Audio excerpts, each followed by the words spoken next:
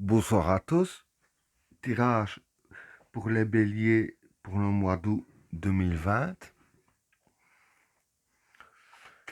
Qu'est-ce que réserve le mois d'août 2020 pour les personnes qui sont nées sous le signe du bélier?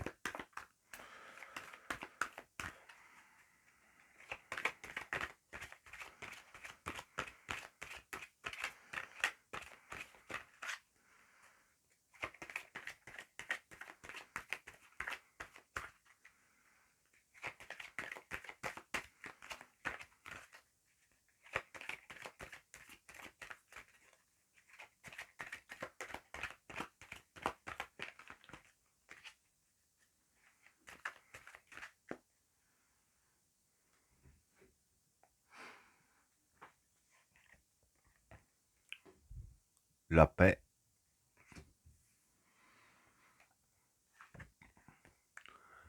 l'erreur, le maître, le regard, l'extravagance, la science,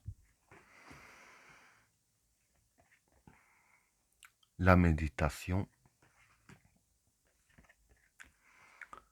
Satan, la renaissance, l'éternité, le doute, la bénédiction, la mer, l'homme et la richesse. Bon, avant de commencer, j'annonce que je fais des consultations de tarot en privé. J'ai mis mon adresse mail dans la boîte de description. N'hésitez pas à me contacter. Pour les trois premières cartes, la paix, l'erreur et le maître. Bon, pour ces trois cartes-là, le maître, ça peut être l'expérience. Euh, L'erreur, je veux dire que c'est par rapport aux erreurs que vous auriez fait, hein.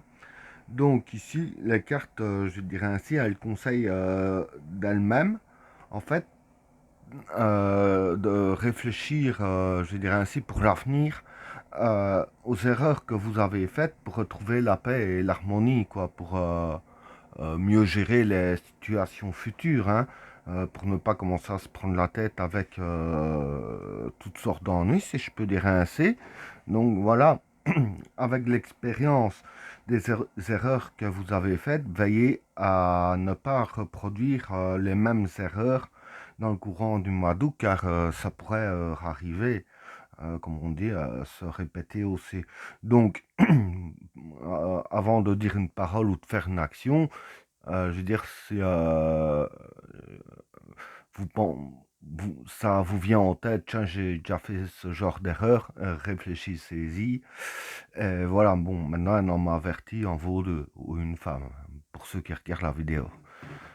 Pour le deuxième tas, le regard, l'extravagance et la science. Bon, pour ces trois cartes-là, euh, pour l'extravagance, ici, ça peut être l'ennemi caché. Hmm. Le regard, ça pourrait être des secrets découverts, hein. Et la science, ici, ça peut être, euh, je dirais ainsi, ça pourrait être de la pensée scientifique, donc réfléchir objectivement, quoi, si je peux dire ainsi.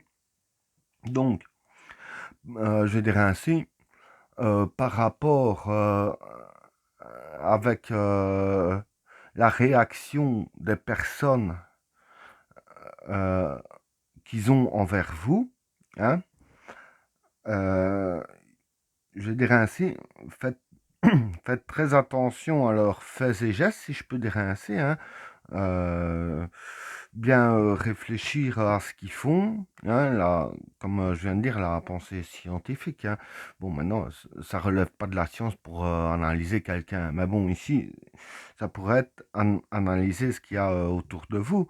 Comme ici, ce seraient les ennemis cachés. Bon, un ennemi caché, ce qui veut dire aussi un secret, hein, on est d'accord, hein, parce que quand on cache quelque chose, forcément, voilà, c'est que personne d'autre ne veut que ça se dévoile, bah, du coup c'est un secret, hein, pas besoin de l'expliquer.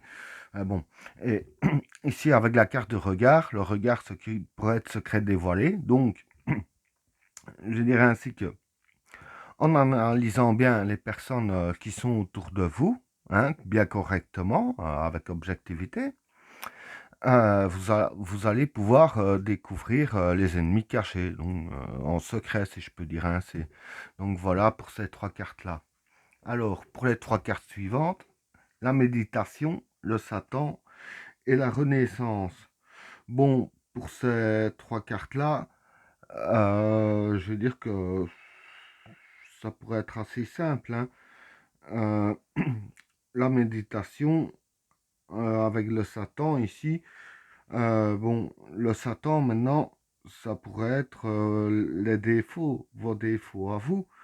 Bon, maintenant, tout le monde a des défauts, hein. Personne n'est parfait, ou sinon on ne serait pas sur Terre, hein. Donc, je vais dire ainsi, méditez sur vos défauts afin d'essayer d'améliorer un maximum de défauts en qualité, hein. C'est ce que les cartes conseillent. Et ce qui me fait dire que c'est améliorer les défauts en qualité, c'est avec la carte de la Renaissance. Donc, sans vous améliorant, en méditant bien sur vos défauts, sur ce qui ne va pas chez vous, que voilà, ce sera une renaissance dans votre vie, tout irait mieux, et ainsi de suite, hein, évidemment. Bon, maintenant, changer des défauts en qualité, bon, c'est dur. Bon, ça, je l'accorde, mais bon, ça vaut la peine d'essayer, hein, comme on dit, qui risque rien n'a rien.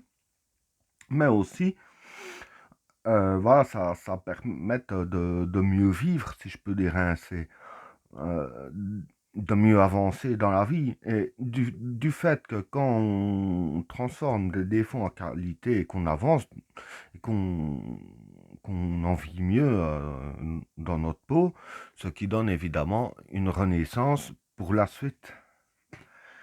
Pour les cartes suivantes, l'éternité, le doute et la bénédiction. Bon, pour ces trois cartes-là, euh, la bénédiction, ça pourrait être la purification, hein. Donc, avec la carte du doute ici, voilà, ici, les deux cartes ici, euh, ça voudrait dire que vous devriez purifier vos doutes, hein. Donc, ne pas laisser les doutes vous envahir l'esprit, hein, purifier son esprit, si je peux dire ainsi, hein. Donc, voilà, pas commencer à douter de tout, parce que apparemment, là, ici, ça devient que ce serait déjà une mauvaise chose quand même, hein. C'est comme ici, hein, méditer au défaut. Bon, qu'on se pose plein de doutes, bon, des fois il y a un peu de quoi, mais des fois, voilà, c'est un peu pour rien. Et ici, c'est ce que les cartes disent, purifier vos doutes. Et avec la carte de l'éternité, ça peut vouloir dire ne pas être énervé. Donc, apparemment, c'est en vous énervant qu'il y a plus de doutes qui s'installent, que votre esprit est confus, hein.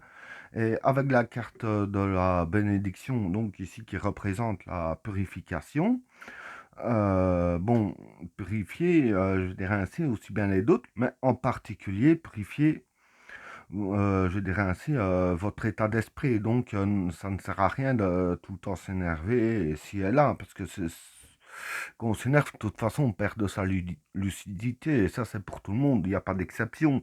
Donc, le but de purifier, je dirais ainsi, votre état d'esprit, euh, c'est pour garder, euh, voilà, un regard objectif sur les événements, et pour garder la lucidité afin qu'il n'y ait pas d'autres de n'importe quoi qui s'installe, des d'autres vraiment de broutilles, si je peux dire ainsi, qui ne servent vraiment à rien.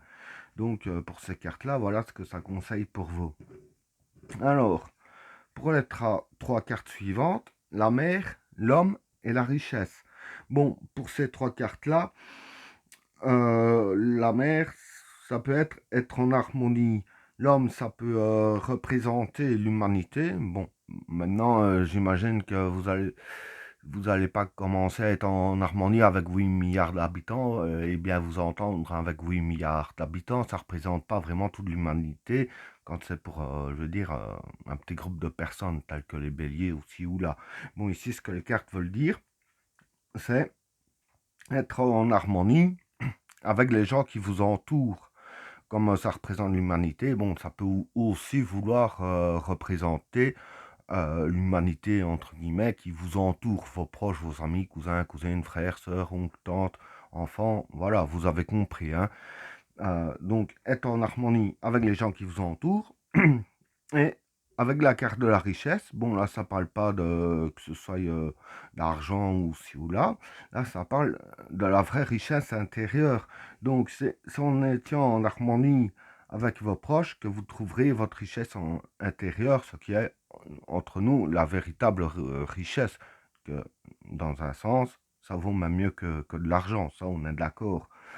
C'est mieux de garder ses proches. Moi personnellement, je donne mon avis là-dessus. Je préférerais perdre beaucoup d'argent plutôt qu'un de mes proches. On est d'accord. Hein.